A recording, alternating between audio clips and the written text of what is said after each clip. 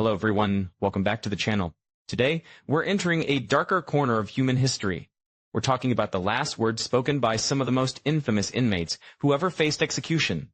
And listen, I know most people expect final words to be something emotional, meaningful, maybe even remorseful, like in movies, where the criminal suddenly realizes the value of life and whispers something poetic. Well, not here.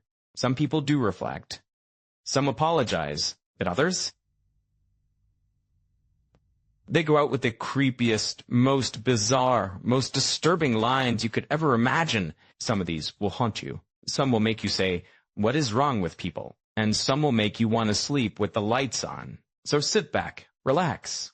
Well, as much as you can relax while hearing the final words of murderers. And let's dive into this unsettling world. Everything begins with a chilling final statement from Robert Alton Harris. When he stood in the gas chamber at San Quentin, he gave the world a quote so dramatic it sounds like it belongs on a metal band t-shirt. He said, "You can be a king or a street sweeper, but everyone dances with the Grim Reaper." And honestly, he wasn't wrong. Philosophically, 10 out of 10. Morally, absolutely 0. This man and his brother hijacked a car with 2 teenage boys, drove them to a remote location, and murdered them before using the car to rob a bank. He was caught an hour later. One of the arresting officers didn't even realize one of the victims was his own son until afterward, because the attack was so brutal he could barely recognize the body.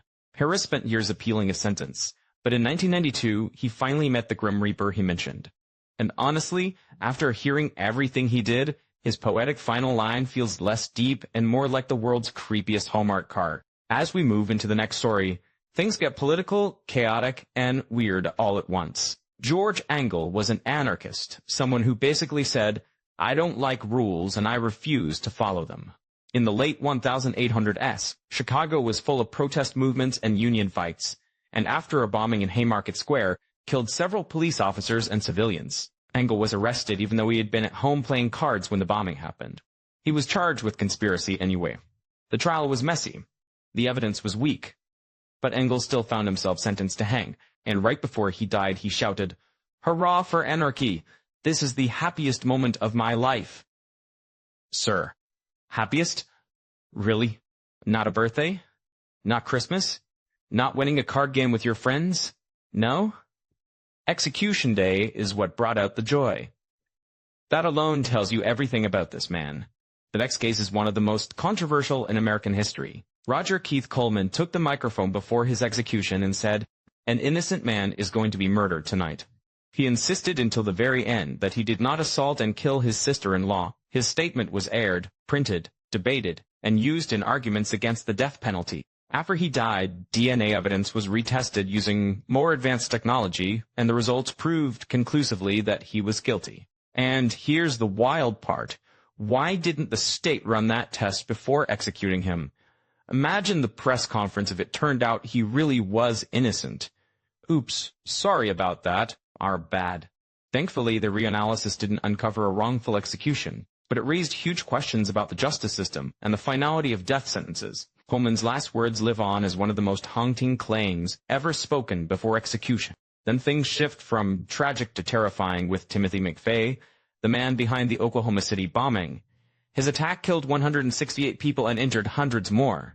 Before he died, McVeigh delivered the quote, "I am the master of my fate.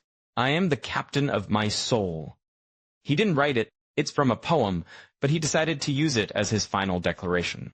McVeigh requested a public execution which was denied. He ordered mint chocolate chip ice cream for his last meal, which is, frankly, an insult to mint chocolate chip. And then he was executed by lethal injection after spending only 4 years on death row.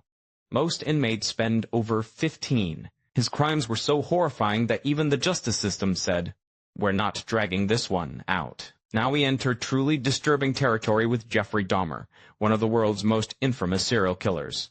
Unlike the others, Dahmer didn't die by execution. He died because another inmate beat him to death with a metal bar. Dahmer had been sentenced to 15 life terms for murdering 17 men and boys. He kept body parts in his freezer, performed horrific acts on corpses, and generally behaved like someone designed in a nightmare factory.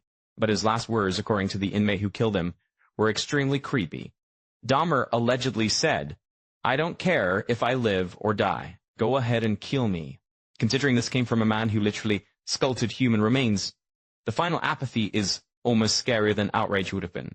The inmate who killed him claimed Dahmer would shape his prison food into body part shapes and pour ketchup on it to mimic blood. That alone would make anyone want to switch tables or commit murder. Then comes the Wild West chaos of Tom Blackjack Ketchum, an outlaw cowboy whose entire life reads like a bad Western movie. He murdered a man during a robbery, attempted to rob a train, and was eventually caught and sentenced to hang.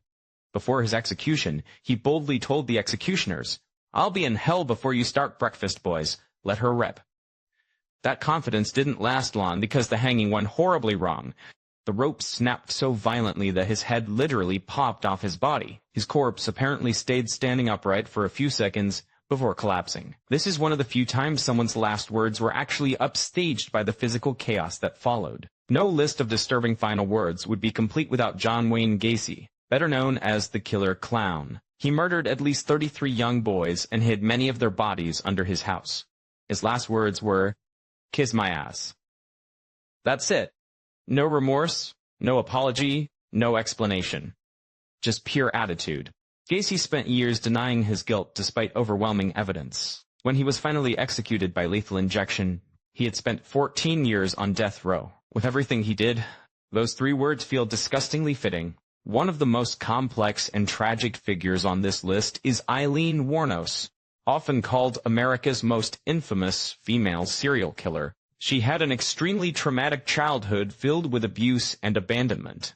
She later claimed she killed 7 men in self-defense while working as a prostitute. The court didn't believe her, and she was executed in 2002. Her last words were bizarre, cryptic, and almost sci-fi. "I'd just like to say I'm sailing with the Rock, and I'll be back like Independence Day with Jesus on June 6th, like the movie. Big mothership and all. I'll be back." Nobody knew what she meant. Was she predicting an Alien Jesus sequel? Was she planning to reincarnate dramatically? Or had she finally reached a mental breaking point? Her words remain one of the strangest final speeches ever recorded. Then there's Carl Panzram, a man so violent, so deeply cruel, that his final words were almost too on brand. He confessed to killing 21 people and claimed he had committed thousands of burglaries, robberies, arsons, assaults, and, horrifyingly, said he committed sexual violence against more than 1,000 men. Before he was hanged, he told the executioner, "For all these things I am not in the least bit sorry." No emotion, no regret, just pure, chilling darkness. Panzram's life is often used as a psychological case study for extreme antisocial behavior. His final words tell you everything you need to know about the monster he truly was. 长井一的脚本. 文字, that would be a pleasure. To end all pleasures. A pleasure, he said that would be a pleasure. I'm not sure what's scarier, the crimes he committed or the fact that he said this with curiosity, as if he were asking about a science experiment. Doctors later dissected his head hoping to understand his psychology. Today, his mummified head is on display in a Wisconsin museum. Yes, the head of the vampire of Dusseldorf is something you can see in real life. Sweet dreams. And that, my friends, concludes this deep dive into some of the most chilling final words ever spoken by inmates. Some were poetic, some were defiant, some were shockingly casual, some were terrifying, and a few were so bizarre they made absolutely no sense. But each one is a window into a mind confronting the end. If you enjoyed this unsettling journey and want more creepy stories, unbelievable histories, and bizarre facts from the darker corners of reality, be sure to subscribe. More wild stories are on the way.